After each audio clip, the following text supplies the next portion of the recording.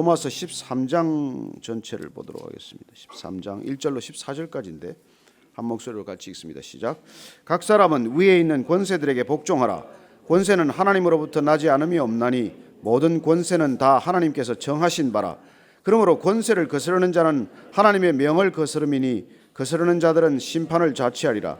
다스리는 자들은 선한 일에 대하여 두려움이 되지 않고 악한 일에 대하여 되나니 내가 권세를 두려워하지 아니하겠느냐. 선을 행하라. 그리하면 그에게 칭찬을 받으리라.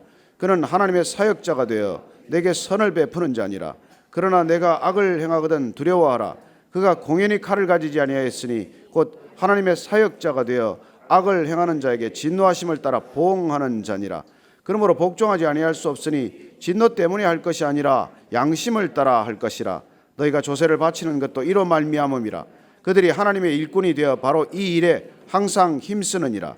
모든 자에게 줄 것을 주되 조세를 받을 자에게 조세를 바치고 관세를 받을 자에게 관세를 바치고 두려워할 자를 두려워하며 존경할 자를 존경하라.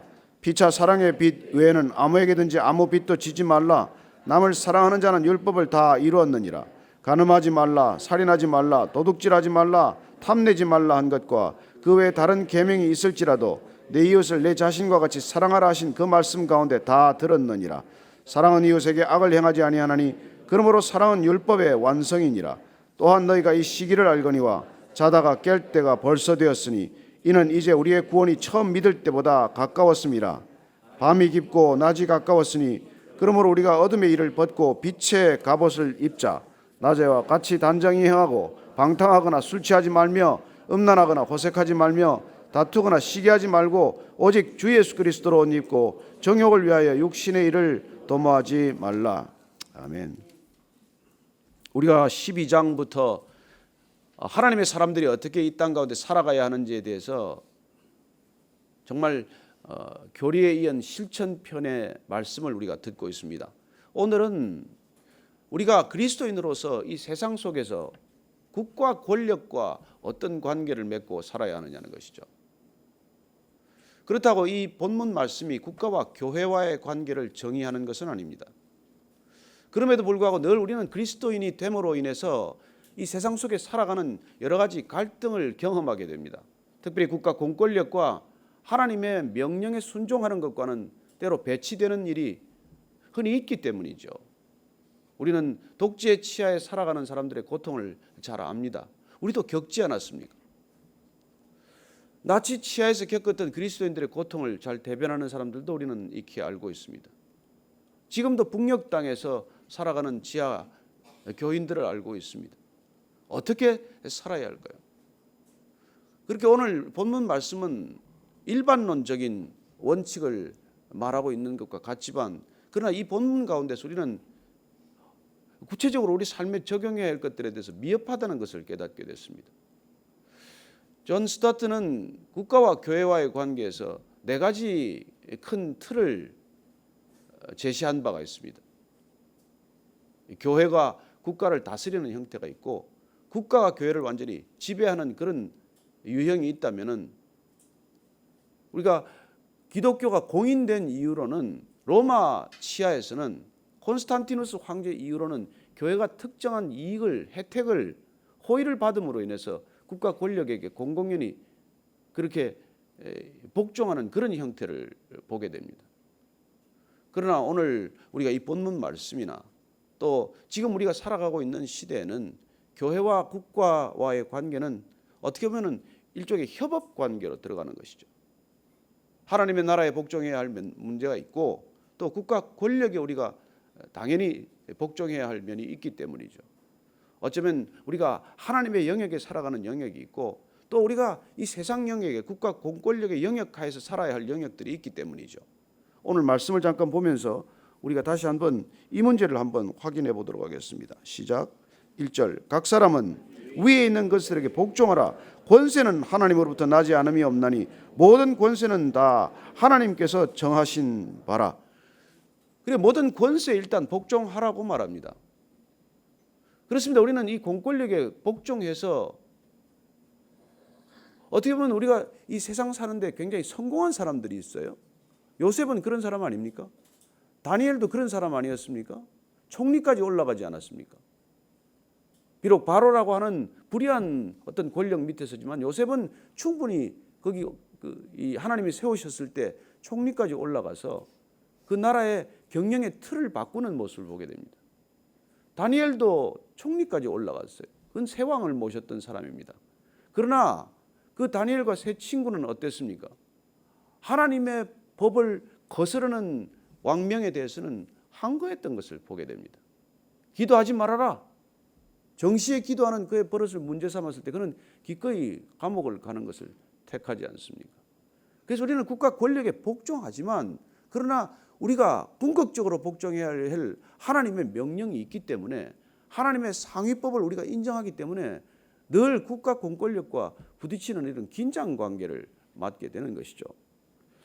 2절 보면 그러므로 권세를 거스르는 자는 하나님의 명을 거스름이니 거스르는 자는 심판을 자취하리라. 마치 절대 복종을 요구하는 것처럼 우리가 해석해서는 안 됩니다.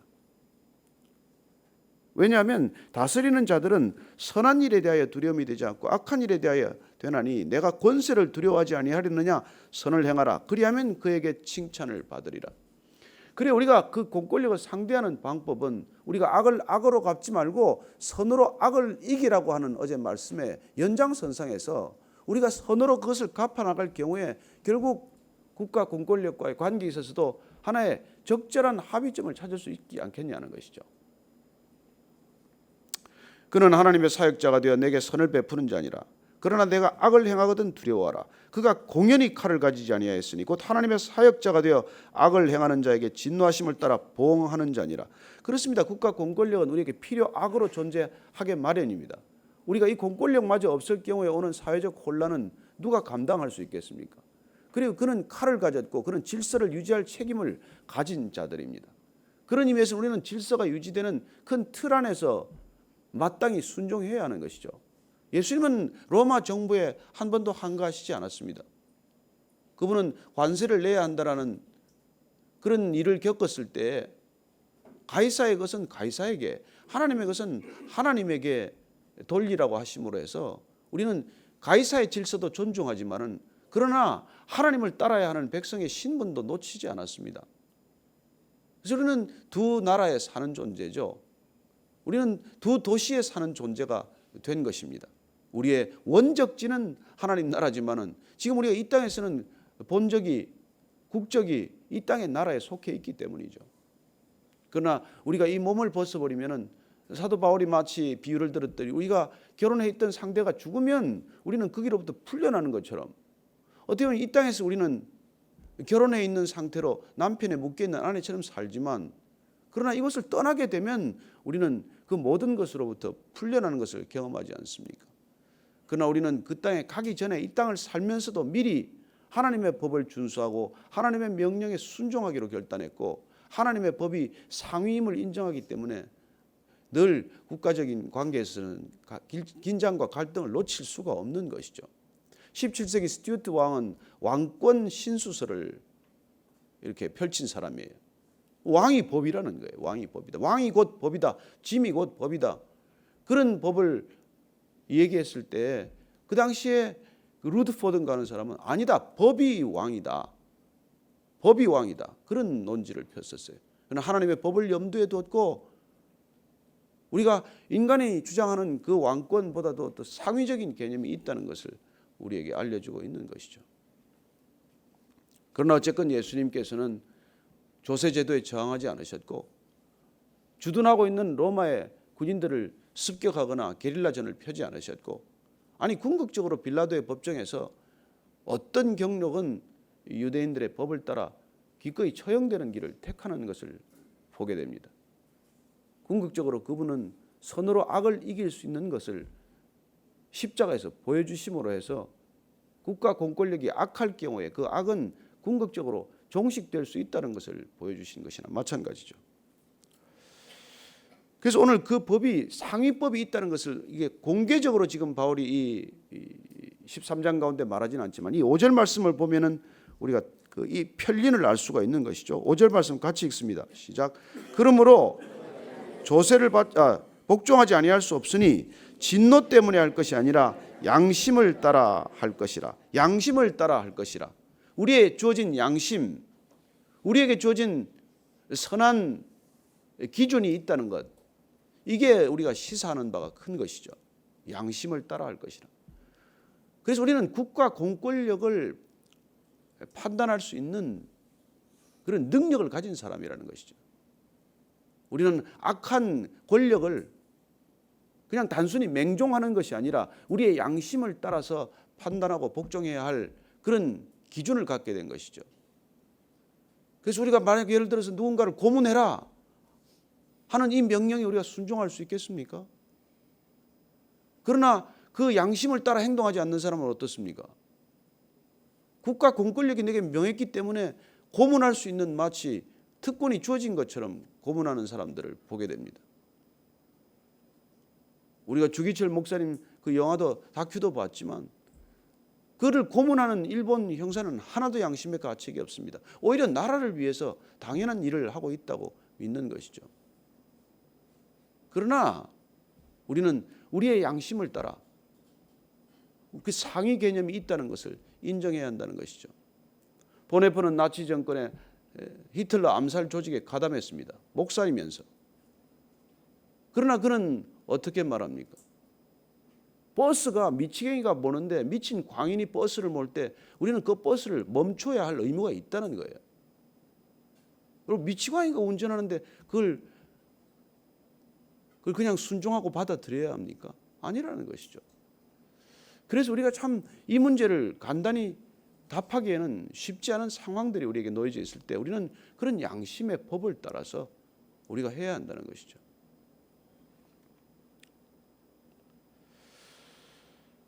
너희가 조세를 바치는 것도 이로 말미암음이라.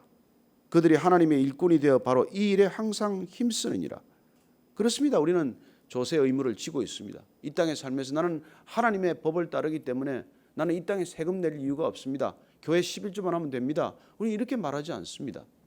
각자 우리는 소득에 따라서 이 땅이 정하는 관세와 조세와 그 모든 법에 우리가 순종하지만 그러나 우리는 그 의무가 다가 아니라는 것을 알기 때문에 우리는 하나님께서 우리에게 주신 더 큰 의무가 있다는 걸 알기 때문에 우리는 기꺼이 그 의무를 지고서 다른 의무를 감당하는 사람들이죠.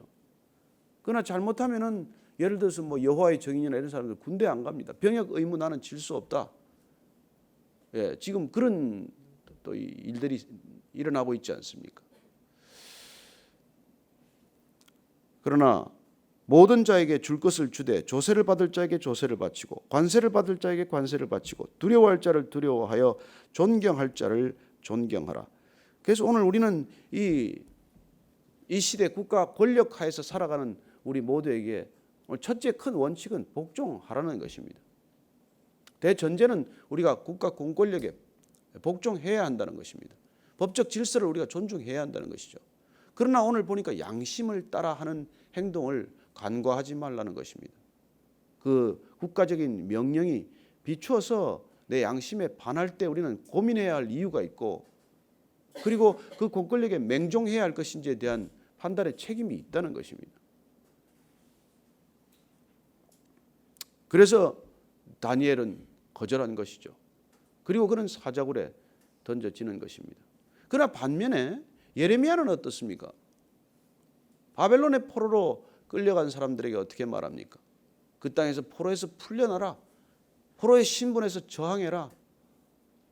그는 처음에 바벨론에게 항복해야 한다고 말했다가 거짓 선지자들에게 봉변을 당하지 않습니까? 그때 거짓 선지자들은 다 바벨론의 침공에 맞서라고 말했습니다. 그러나 그때 예레미야는 우리가 알 수 없는 그런 우리가 반응을 보이는 것처럼 보입니다. 매국노가 되는 지름길 아닙니까?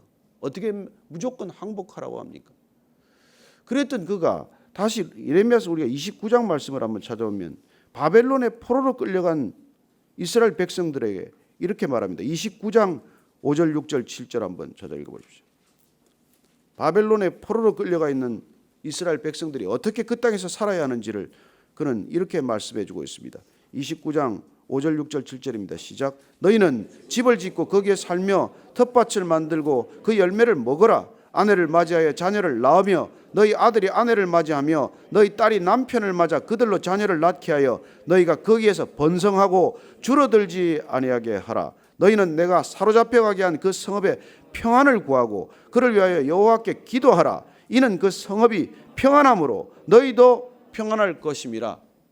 그래요. 포로로 끌려간 그 땅 가운데 그 땅을 위하여 기도하라고 말씀하십니다. 저는 여러분들이 어디를 가 있든 그 땅을 위하여 기도할 수 있게 되기를 바랍니다. 어디서 일하건 그 일을 하고 있는 그것을 위하여 기도할 수 있게 되기를 바랍니다. 사장이 비록 악하더라도 내 바로 직속 상관이 나를 핍박하더라도 그를 저주하지 말고 축복하고 그 조직을 위하여 그 회사를 위하여 기도하라는 거예요. 여러분들이 해외 여행할 때도 그냥 여행하지 마십시오. 그 땅에 가서 그 땅을 위하여 기도하고 그 땅에 내리시고 떠날 때도 그 땅을 축복하고 떠나시게 되기를 바랍니다. 그 땅을 살아가는 그 백성들을 위해 축복할 때 우리는 다시 한번 하나님께서 그 땅에 잠시라도 보내신 의무와 목적을 다하는 것 아니겠습니까?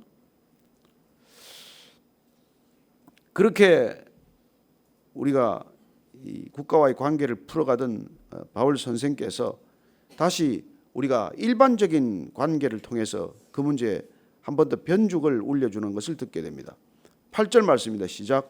피차 사랑의 빚 외에는 아무에게든지 아무 빚도 지지 말라. 남을 사랑하는 자는 율법을 다 이루었느니라. 어떤 관계를 맺건 우리는 사랑의 관계로 들어가야 한다는 것을 얘기해 주고 있는 것이죠. 그리고 사랑의 빚 이외에는 빚지지 말라고 말합니다. 본문이 말하는 바와는 조금 다른 얘기지만 빚은 유대인 백성들에게는 죄와 같은 것으로 여겨졌습니다. 실제로 그 단어 자체는 빚과 죄는 동일한 뜻을 가지고 있습니다. 그래서 빚진다는 것은 곧 죄 짓는다는 것을 그들은 깊이 인식하고 살았어요. 그래서 나중에 빚을 다 탕감해 주는 조치, 희년과 같은 조치를 하나님께서는 은혜로 베풀게 되는 것이죠. 그리고 또한 죄는 하나님께 빚지는 것으로 인식했습니다. 죄를 짓는다는 것은 하나님과의 부채 관계로 들어가는 것을 뜻하는 것으로 보았던 것이죠. 그래서 그 죄를 사하지 않으면 우리는 그 빚에서 풀려나지 못하는 존재가 되는 것입니다. 그런데 그러나 사랑의 빚 위에 지지 말라는 건 무슨 말이겠어요? 사랑의 빚은 질 수밖에 없다는 뜻 아닙니까? 사랑의 빚은 되갚을 수가 없다는 뜻이에요. 여러분, 사랑의 빚은 지고 살 수밖에 없는 것입니다. 우리는 태생적으로 사랑의 빚을 지고 태어납니다. 우리는 부모에게 그 사랑의 빚을 되갚을 길이 없는 사람들입니다. 부모에게 받은 사랑의 빚은 곧 생명의 빚이기 때문이죠. 그래서 사랑의 빚은 질 수밖에 없는 것이고, 그러나 그 사랑의 빚을 갚는 방법을 어떻게 하나님께서 알려주십니까? 우리가 그 사랑을 흘려보냄으로써 예수님께서는 오른손이 한 일을 왼손이 모르게 하라고 하시므로 사랑의 빚 갚는 방법은 익명성입니다. 왜냐하면 내가 그 진 사랑의 빚을 내가 되갚을 수 없기 때문에, 부모에게 되갚지 못하기 때문에 우리가 사랑의 빚 갚는 방법은 자녀들을 사랑하는 길밖에 없습니다. 사랑은 그렇게 흘러감으로써 어쩌면 국가 공권력이나 이 사회가 할 수 없는 일들을 감당하고 있는 것이죠. 저는 여러분들이나 우리 모두가 사랑받았다고 해서 그 사랑을 그분에게 되돌려 갚을 수 있습니까? 아니요. 우리는 결코 갚지 못합니다. 우리가 받은 사랑의 빚은 누군가에게 흘러감으로써 갚게 되는 것이고, 그것도 나를 드러내지 않고 오른손이 한 일 왼손 모르게 흘러감으로써 그분은 사랑의 부채의식에 젖지 않고 오히려 그 사랑을 누군가에게 흘려보내는 또 다른 사랑의 선순환이 이루어지는 것이죠. 저는 교회가 바로 그 출발점이 된다고 믿습니다. 하나님이 이 땅 가운데 교회를 허락하신 이유, 또한 그 교회가 십자가 위에 세워진 까닭은 그렇게 사랑을 갚는 방식을 우리에게 알려주고 있는 것이죠. 그렇게 사랑의 빚을 갚아갈 때 이 세상에서는 죄로부터도 풀려나게 되는 것을 경험하게 됩니다. 죄는 곧 빚이기 때문에, 빚은 곧 죄이기 때문에. 그러나 우리는 이런 세상을 살지 않습니다. 빚지는 것이 너무나 당연해졌습니다. 가계부채, 기업부채, 정부부채, 부채를 지는 것이 하나의 능력처럼 되고 말았어요. 그래서 우리는 이 세대를 본받지 말아야 합니다. 빚지는 걸 즐겨하지 말아야 합니다. 빚으로 사업 시작해서는 안 됩니다. 빚으로 첫 출발해서는 안 됩니다. 그러면 우리가 어떻게 집에서 삽니까? 그러면 혼자 사는 것이죠. 그렇게 말할 수밖에 없는 시대가 되고 말았는지 몰라도, 그러나 우리가 빚으로부터 첫 출발한다는 것처럼 안타까운 일이 어디 있습니까? 묶여 사는 건데, 노예로 시작하는 건데. 그래서 우리가 이 사랑의 빚을 갚는 것, 되갚는 것은 불가능하지만 흘려보내는 것은 가능한 것이고, 그렇게 갚아가는 방법을 통해서 우리는 이 사회가 새로운 사회로 바뀌는 것을 보는 것이죠. 간음하지 말라, 살인하지 말라, 도둑질하지 말라, 탐내지 말라 한 것과 그 외 다른 계명이 있을지라도 내 이웃을 내 자신과 같이 사랑하라 하신 그 말씀 가운데 다 들었느니라. 사랑은 이웃에게 악을 행하지 아니하나니 그러므로 사랑은 율법의 완성이니라. 아멘 하십니까? 예. 율법은 이렇게 이루어진다는 거예요. 율법은 사랑에 빚지지 않고 그 사랑을 흘려보내므로, 그 사랑을 누군가에게 다시 갚아 나감으로 완성된다는 것이죠. 이 땅 가운데 우리는 교회가 그런 소명을 감당하기 위해서 주신 줄로 믿습니다. 교회를 통해서 그런 삶이, 그래서 우리는 교회에 아무것도 요구하지 않는 존재가 되는 것이죠. 우리는 이 교회에 끊임없이 내 마음을 드리지만, 그러나 여기로부터 갚아달라고 말하지 않습니다. 우리는 이곳에서 받은 은혜를 어딘가로 흘려보내는 것으로 율법을 완성해 나가는 존재들이죠. 만약에 우리가 여기서 갚은 걸 여기서 다 빚지고 갚아야 한다고 한다면 이건 하나의 이익 집단으로, 이익 단체로 전락하고 말 것입니다. 그러나 우리는 여기서 한없이 받은 것을 밖에서 흘려보낼 때 우리는 하나님의 나라가 그 지경을 확장하는 것을 보게 되는 것이죠. 그때 우리는 국가가 가지는 한계, 공권력이 가지는 부당한 한계, 그 한계를 교회가 넉넉히 감당하고도 남는 것이 될 것이라고 믿습니다. 자, 11절 이하 읽고 마칩니다. 시작. 또한 너희가 이 시기를 알거니와 자다가 깰 때가 벌써 되었으니 이는 이제 우리의 구원이 처음 믿을 때보다 가까웠습니다. 밤이 깊고 낮이 가까웠으니 그러므로 우리가 어둠의 일을 벗고 빛의 갑옷을 입자. 낮에와 같이 단정히 행하고 방탕하거나 술 취하지 말며 음란하거나 호색하지 말며 다투거나 시기하지 말고 오직 주 예수 그리스도로 옷 입고 정욕을 위하여 육신의 일을 도모하지 말라. 아멘 하십니까? 우리가 이렇게 살아가는 것보다 더 이웃과 바른 관계에 들어가는 삶이 없고, 그리고 우리가 관계 맺고 있는 이 총체적인 사회와도 더 좋은 관계를 맺을 수 있는 방법은 없습니다. 우리가 세상을 위하여 무슨 큰일을 하기에 앞서서, 그러나 우리가 이렇게 날마다 우리 삶의 지경 가운데서 이렇게 살아갈 때 단정한 삶, 그리고 누군가에게 도움의 손길을 내미는 삶, 누군가 아픔을 보듬어주는 삶, 이런 관계의 변화를 통해서 우리는 세상과의 관계가 변화되는 것을 경험할 것이고, 그런 우리의 변화된 관계적 삶을 통해서 이 사회 자체가 관계 맺는 룰과 틀과 방식이 변하게 될 것이라는 것이죠. 가장 비효율적인 것 같지만, 가장 시간이 많이 걸릴 것 같지만 이게 가장 빠른 길이라고 알려주고 계신 것입니다. 우리는 이 세상을 혁명하면 바뀔 것이라고 착각합니다. 우리는 제도를 바꾸면 나아질 거라고 착각합니다. 그러나 그 어떤 개혁과 혁명보다도 우리가 하나님의 사랑을 따라서 피차 사랑의 빛 위에 비치지 않는 삶의 방식을 통해서 우리는 이 사회가 사람과 사람 사이의 관계 맺는 방식을 바꾸어가는 진정한 그리스도인이 되는 것이죠. 왜 그리스도인이어야 합니까? 왜 그리스도인이 아니고서는 이 세상에 소망이 없겠습니까? 왜 크리스찬이 아니고서는 이 사회는 변할 길이 없겠습니까? 바로 이 문제 때문이에요. 국가는 지난 2000년간 변하지 않았습니다. 국가적 속성은 변할 수 없습니다. 그러나 국가에 살아가는 개인의 구성원들인 우리 크리스찬들은 이 국가를 근본적으로 변화시킬 수 있는 유일한 사람들이라고 저는 믿습니다. 이 시대도 동일하게 우리가 날마다 우리가 어떻게 사람과 사람과의 관계를 맺는지, 우리의 삶의 관계 방식, 우리 삶의 존재 방식, 우리 삶의 목적을 이루어가는 그 방식들이 이 세상에 선한 영향력을 줄 수 있게 되기를 축원합니다. 오늘 기도할 때는 하나님, 오늘 하루도 내가 만나는 사람마다 어떻게 관계 맺어야 할지 한번 묵상하고 생각하고 말 한마디 건네고 행동 하나를 보이는 하루가 되게 하여 주옵소서. 날마다 연약하고 실족하는 우리지만은 그러나 말씀을 다시 한번 붙들고 하나님, 나는 저 사람과 어떤 관계를 들어가야 합니까? 어떻게 관계 맺어야 합니까? 그리고 그렇게 관계 맺는 방식이 누군가에게 선한 영향력을 끼치게 하여 주옵소서. 한번 그렇게 기도하기를 바랍니다. 같이 기도하겠습니다.